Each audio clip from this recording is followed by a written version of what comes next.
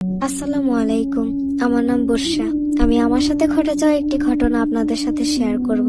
আমি তখন ক্লাস 5-এ পড়তাম। আমরা 4 বান্ধবী ছিলাম। তো একদিন হঠাৎ করে আমার এক বান্ধবী অসুস্থ হয়ে যায়। কিছুদিন পর আমরা জানতে পারি সে নাকি মারা গেছে। এই কথা শুনে আমাদের সবারই অনেক কষ্ট হয়েছিল। আমার সেই বান্ধবী মরে যাওয়ার পর কিছুদিন পর রাতে আমি ঘুমানোর পর সে আমার স্বপ্নে আসে এবং আমাকে বলে, বর্ষা, আমাকে সাহায্য করো, আমার একা একা খুব ভয় লাগে, তুমি আমার কাছে আসো। আমি ঘুম থেকে জেগে এটাকে স্বপ্ন মনে করে উড়িয়ে দিই। এর কিছুদিন যাওয়ার পর আমি আর আমার বাকি 2 বান্ধবী মিলে তাদের বাসার উদ্দেশ্যে যাই।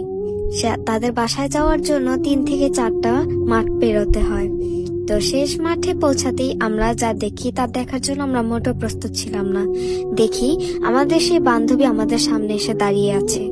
তারপর খুব দ্রুত আমরা আমাদের বাড়ির দিকে দৌড় দিলাম। আমাদের বাড়িতে এসে আমি আমার আম্মুকে সব ঘটনা খুলে বললাম। আমার আম্মু আমাদের তৎক্ষণাৎ দেরি না করে কবিরাজের কাছে নিয়ে গেল। কবিরাজ আমাদের কিছু দোয়া দরুদ পরে ফু দিয়ে দিলেন। তারপর কিছুদিন প্রায় আমরা ভালোই ছিলাম। আমরা কিছুদিন পর জানতে পারি যে মৃত্যুর পর নাকি আত্মাদের ডাকা যায়। আমরা আমাদের বান্ধবীর আত্মা ডাকার জন্য প্রস্তুত ছিলাম। আমরা সেই গেমটি শুরু করি। গেমটি খেলতে খেলতে আমরা অনুভব করলাম আমাদের পাশে আমাদের বান্ধবীর আত্মা এসে হাজির হয়। আমরা তৎক্ষণাৎ গেমটি খেলা বন্ধ করে দিই ভয়। এর কিছুদিন পর জানতে পারি আমাদের আরো একটা বান্ধবী মারা গেছে। আমাদের এখান থেকে আরো একজন হারিয়ে গেল। আমরা বাকি 2 বান্ধবী হয়ে গিয়েছিলাম। আমরা অনেক অসহায় হয়ে কান্না করছিলাম। আর আমরা বুঝতে পারলাম আমাদের বোকামির জন্য আমরা 2 জনকে হারিয়েছি।